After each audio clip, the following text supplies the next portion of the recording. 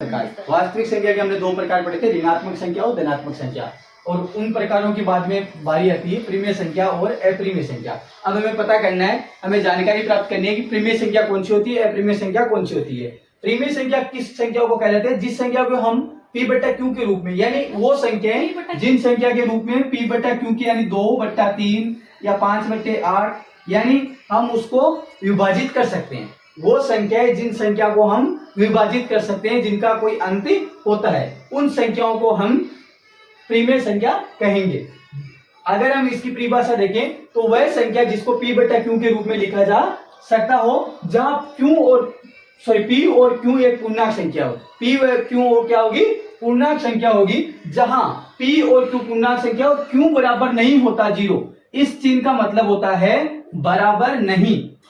ये बराबर होता है और जैसे ही इसका ओब्लिक हो जाता है तो इसका मतलब हो जाता है बराबर नहीं, यानी q बराबर यानी p बटा q, यानी जो नीचे अंश व हर होते हैं, जिसको हर के बराबर में 0 नहीं होना चाहिए। अगर हर के बराबर में 0 रहेगा तो वो संख्या परिमेय संख्या नहीं कहलाएगी। इसके लिए ये ध्यान में रखना है।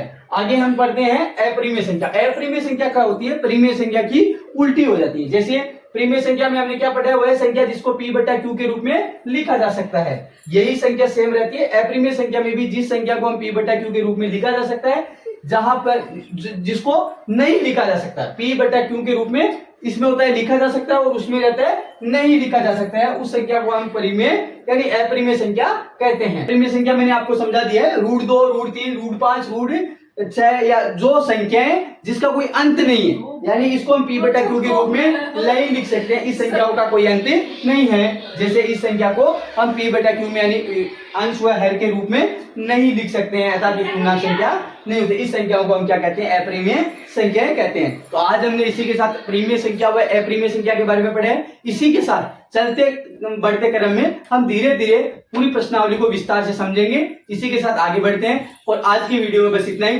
कल के वीडियो में देखते हैं हम कल क्या पढ़ेंगे।